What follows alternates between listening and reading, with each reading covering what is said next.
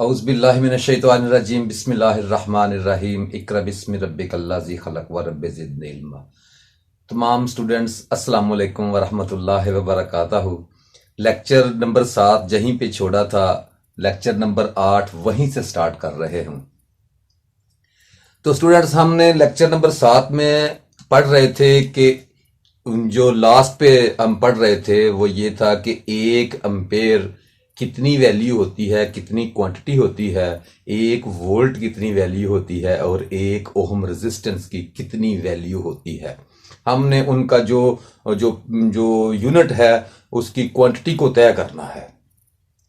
तो हमने पहला उसका जो उसकी सिफ्त पढ़ी, जो पहली इस रूल को समझने के लिए जो पहली सिफ्त पढ़ी इस एम्पेयर को समझने के लिए, करंट को समझने के लिए, तो वो ये थी कि इतने इलेक्ट्रॉन जो होते हैं उनको एक कॉलम, इतने इलेक्ट्रॉन का चार्ज जो होता है, ये जो मैंने लिखा हुआ है, इतने इलेक्ट्रॉन के चार्ज को एक कॉलम चार्ज कहते हैं। सबसे पहले ये बात थी।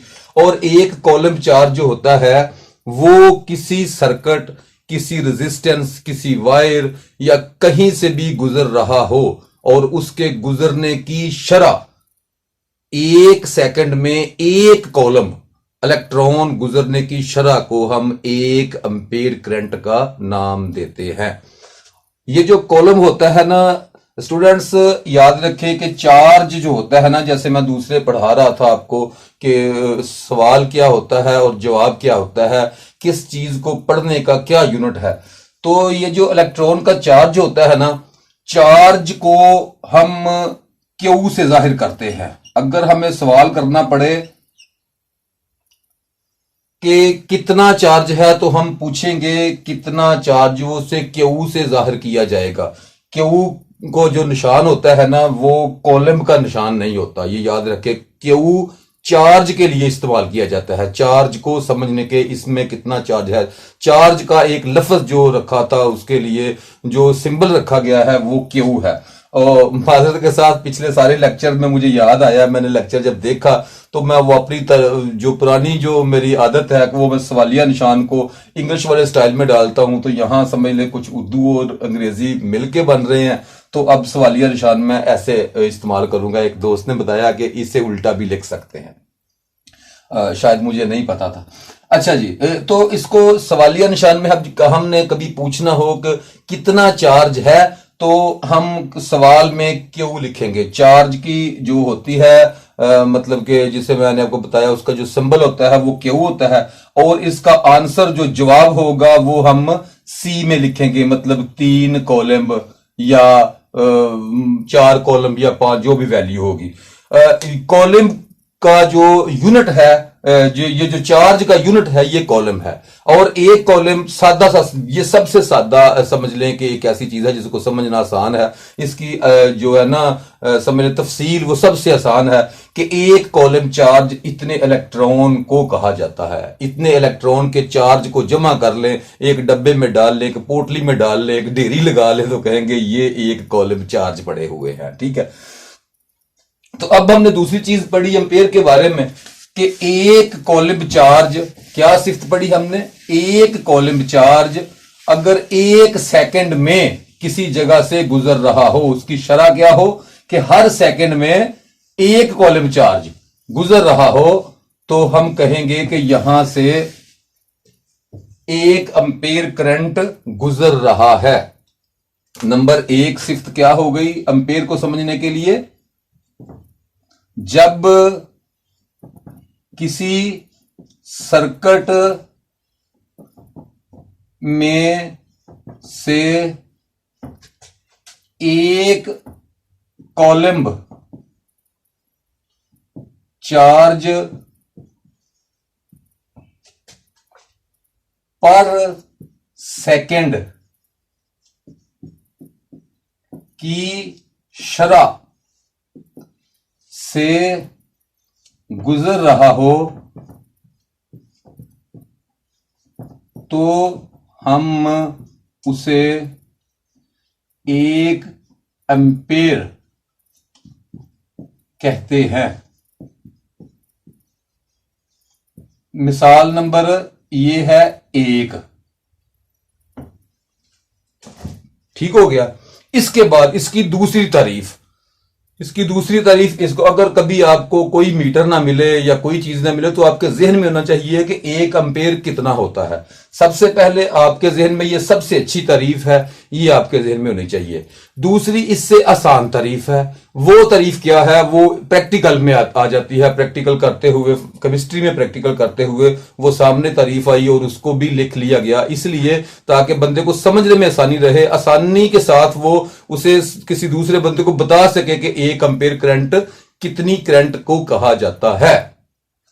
तो इसकी दूसरी सिफ्त क्या होगी कि अगर, याद रखें, जो होता है ना सिल्वर नाइट्रेट एक महलूल का नाम होता है। उसमें वो चांदी को ना समझ लें गला के, या चांदी को वो उसका तेजाबों में डाल के तो उसको महलूल उसका बना लिया जाता है। जैसे उस चीज का समझ लेके, जैसे कि हम कहते हैं इसके ऊपर सोने का पानी चढ़ा हुआ है, वैसे चांदी का जो पानी बनाया जाता है उसे सिल्वर नाइट्रेट कहते हैं।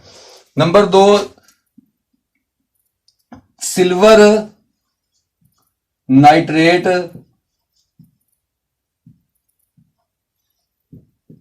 के महलूल से अगर करंट 1 सेकंड में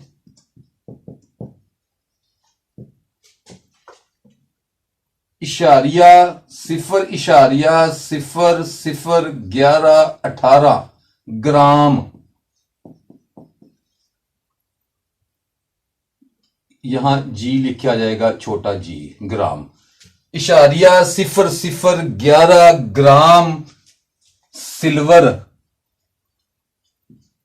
को महलूल से अलहदा कर दे तो हम उस करंट को 1 एम्पेयर करंट कहेंगे। याद रखिए, सिल्वर नाइट्रेट के महलूल से अगर करंट, वहां करंट गुजारा जाता है, 2 इलेक्ट्रोड उसमें डाले जाएं, उनके ऊपर एक पोटेंशियल डिफरेंस फराहम कर दिया जाए, पोटेंशियल डिफरेंस, तो जो करंट उसमें से गुजरेगा, कितना करंट गुजरेगा, अगर 1 सेकंड में वो क्या होगा, जब करंट गुजरेगा तो नाइट्रेट, सिल्वर नाइट्रेट के महलूल से एक जो होता है ना, जो हमने लगाए हुए हैं उनमें 2 टर्मिनल लगाए हुए हैं, एक टर्मिनल जो डूबे हुए होते हैं उस महलूल में, एक टर्मिनल के ऊपर चांदी इकट्ठी होनी शुरू हो जाती है। अगर 1 सेकंड में वो 0.001118 ग्राम, मतलब आप इसे कह सकते हैं 1000 नहीं, मिली, मतलब 1 मिली से थोड़ा ज्यादा, ठीक है, 1.118 मिलीग्राम। अगर सिल्वर इस वक्त हम चांदी को कह रहे हैं, सिल्वर इंग्लिश में चांदी को कहते हैं, तो इतनी चांदी को वो महलूल से अलहदा कर दे जो करंट, उस करंट को हम क्या कहेंगे कि यहां से 1 एम्पेयर करंट गुजर रही है। अब इसकी तीसरी सिफ्त मैं आपको, तीसरी फिर आपने खुद ही फैसला करना है कि आपने कौन सी जहन में रखनी है। यह तीसरी सिफ्त जो है वो कौन सी है कि अगर किसी सर्किट, अब मैं फिर सर्किट पे आने लगा हूं। सर्किट क्या होता है, समझ लें कि एक रेजिस्टेंस लगा लें या एक पोटेंशियल डिफरेंस वाली को बैटरी, जहां डिफरेंस पैदा हो रहा है वो मशीन, और उसके आगे एक सर्किट, ठीक है जी। अगर किसी सर्किट में से 1 वोल्ट बरकी पोटेंशियल या पोटेंशियल डिफरेंस, ठीक है, बरकी पोटेंशियल, अगर किसी सर्किट में से 1 वोल्ट बरकी पोटेंशियल के साथ 1 ओहम रेजिस्टेंस में से जो करंट गुजरेगा हम उसे 1 एम्पीयर करंट कहेंगे। तीसरी से ये 3 मैंने आपको सिफात लिखवा दी हैं, या आप इनको गौर से पढ़ लें कि 1 एम्पीयर करंट कितना होता है। 3 उसकी मैंने सिफात लिखवाई हैं, और भी बहुत सारी हैं इसको डिफाइन करने के लिए, लेकिन 3 कम से कम लिखवाई हैं ताकि आपको पता चल जाए कि आसानी के साथ आप समझ पाए कि 1 एम्पीयर करंट कितना होता है। मतलब जब किसी सर्किट में से 1 कॉलम चार्ज पर सेकंड की शरह से गुजर रहा हो, ठीक है जी, पर सेकंड मतलब कि हर सेकंड में 1 कॉलम, उसकी स्पीड इतनी हो कि हर सेकंड में 1 कॉलम, 2 सेकंड हो जाए तो 2 कॉलम, 3 सेकंड हो जाए तो 3 कॉलम, इतने गुजर रहे हो, ठीक है, इससे ज्यादा नहीं। अगर इससे ज्यादा गुजरेंगे तो फिर भी 1 एम्पीयर से बढ़ जाएंगे, इससे कम गुजरेंगे शरह पे तो एम्पीयर करंट कम हो जाएगी। तो क्या हम कह रहे हैं कि 1 सेकंड पे 1 एम्पीयर, ठीक है, 1 कॉलम गुजर रहा हो तो हम उसे कहेंगे इस सर्किट में 1 एम्पीयर करंट गुजर रही है।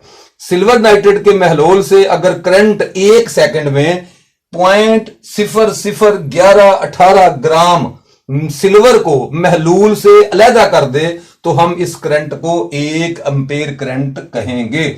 अगर किसी सर्किट में 1 वोल्ट भर की पोटेंशियल के साथ 1 ओम रेजिस्टेंस में से जो करंट गुजरेगा हम उसे 1 एम्पीयर करंट कहेंगे।